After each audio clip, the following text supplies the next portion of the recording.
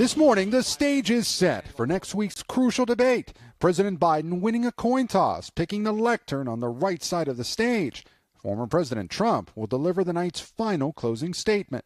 But ahead of the first 2024 debate, for the first time, Mr. Trump, in an interview for a new book, appeared to briefly acknowledge he lost the 2020 election when asked about his relationship to Geraldo Rivera. And are you guys still close, or are you no more? No, I don't think so. He is... After I lost the election, I won the election, but when they said we won, he called me up 3 or 4 times. Now, with their face-to-face meeting days away, the Biden campaign is accusing the Trump team of using, quote, cheap fakes. What is a cheap fake? Cheap fakes are these, deceptively edited videos, and they're a huge part of Donald Trump's campaign strategy. At last week's G7 summit in Italy, this camera angle appeared to show President Biden wandering off before being pulled back to the group by the Italian Prime Minister. In reality, another angle showed the president was actually trying to greet skydivers who just finished a demonstration. But the Republican National Committee and conservative media quickly amplified the first angle, falsely claiming the president was confused. These deceptive videos are out here because Donald Trump is desperate to distract from his unpopular agenda. Still, it's among a string of clips some Republicans say raises concerns about President Biden's age and ability. This video shows President Biden standing still for several seconds on stage at a Hollywood fundraiser until former President Obama leads him off stage.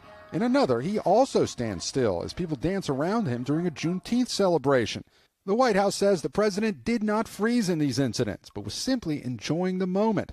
The Trump campaign insists the clips are not misleading. The Biden campaign is trying to convince the American public not to believe their own eyes. We are simply posting these videos for the world to see and to come to their own conclusion.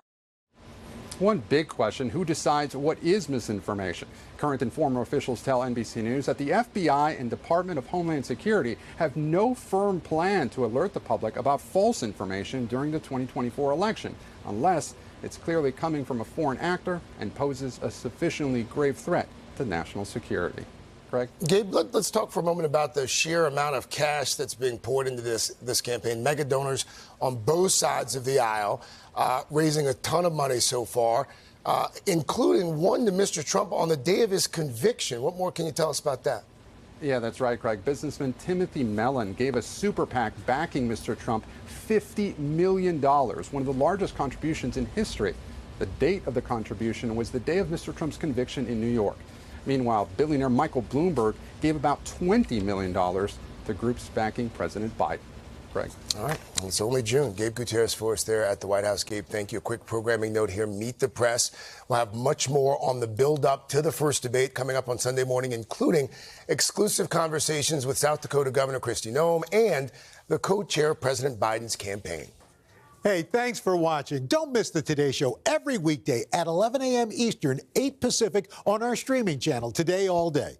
To watch, head to today.com/allday or click the link right here.